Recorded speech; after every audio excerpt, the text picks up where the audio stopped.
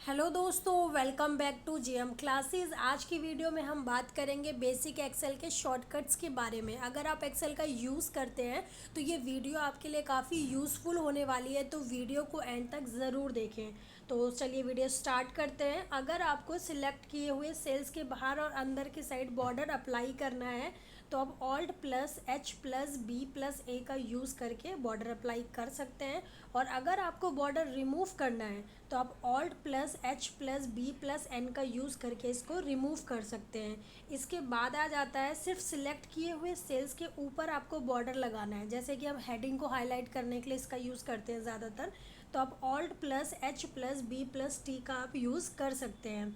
इसके बाद हमारा आ जाता है alt plus H plus B plus M. ठीक है, ये प्रेस करने से बॉर्डर की जो एडवांस सेटिंग होती है वो आपकी ओपन हो जाती है, जहाँ से आप स्टाइल कलर फॉन्ट वगैरह अपना जो है वो सिलेक्ट कर सकते हैं। इसके बाद हमारा आ जाता है alt plus H plus O plus I आ जाता है। इससे आप जो कॉलम की विड्थ है उसे कंटेंट के हिसाब से ऑटोमेटिक सेट कर सकते हैं। इसके बाद हमारा आ जाता है alt plus H plus O plus A आ जाता है। ये प्रेस करने से रो की जो हाइट है वो कंटेंट के हिसाब से ऑटोमेटिक एडजस्ट हो जाती है।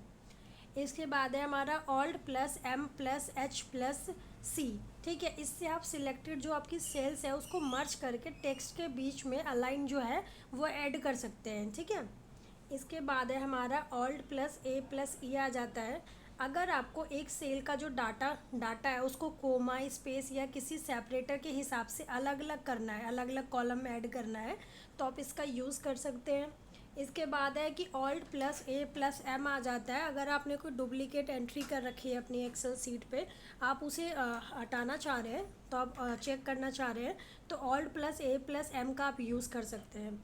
इसके बाद है हमारा alt plus W plus F आ जाता है। ठीक है, अगर आपको रो को जो कॉलम है उसको आप फ्रीज करना चाहते हैं, ठीक है, जैसे आपको कोई हेडिंग आपको फ्रीज करनी है और आप चाहते हैं अपना डाटा आप नीचे स्क्रॉल करें तो हेडिंग आपकी शो करे, तो आप इस शॉर्टकट का यूज़ करके अपनी जो सीट है उसको हेडिंग है उसको फ्रीज भी कर सकते हैं और अनफ्रीज भी कर सकते हैं।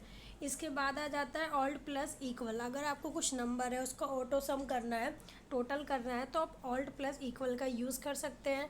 इसके बाद है हमारा ऑल्ट प्लस एंटर होता है। एक ही सेल के अंदर नई लाइन अगर आपको स्टार्ट करनी है तो ऑल्ट प्लस एंटर का यूज़ किया जा सकता है। और आ जाता है हमारा कंट्रोल प्लस टी। ठीक है, इससे आप जो सिलेक्टेड डाटा है, ठीक है, उसे सिलेक्टेड डाटा का जो एक्सेल है उसे टेबल फॉर्म में कन्वर्ट कर सकते हैं, जिसमें कि आप फिल्टर और फॉर्मेटिंग जो है अपने आप ऑटोमेटिक आपको मिल जाएगी।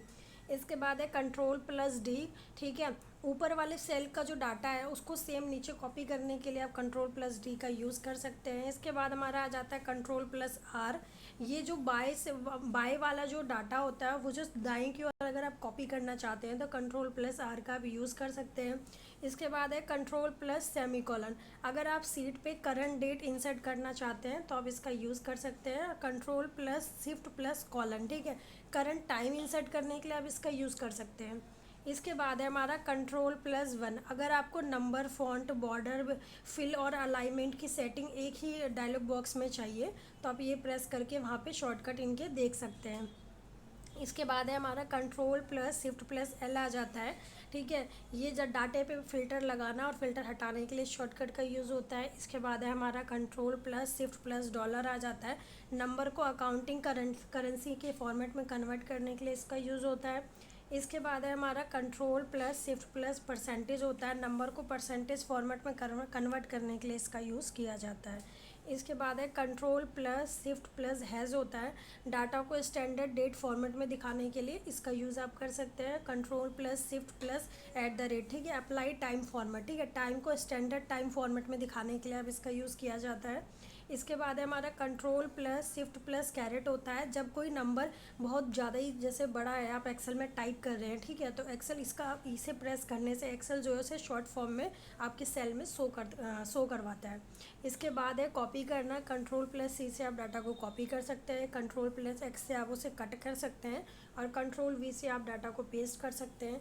इसके बाद आ जाता है हमारा कंट्रोल प्लस स्पेस। ठीक है, सिलेक्टेड जो आपकी कॉलम की जो लाइन है, ठीक है, एक्टिव सेल को कॉलम को आपको सिलेक्ट करना है तो कंट्रोल प्लस स्पेस का आप यूज़ कर सकते हैं। इसके बाद है हमारा शिफ्ट प्लस स्पेस। ठीक है। एक्टिव सेल जो है, सेल वाली जो पूरी रो है उसको सिलेक्ट करने के लिए इसका यूज़ होता है। इसके बाद आ जाता है F2। ठीक है, अगर एडिट जो आपको एक्टिव जो सेल है उसको अगर एडिट करने का करना है तो आप इसका यूज़ कर सकते हैं।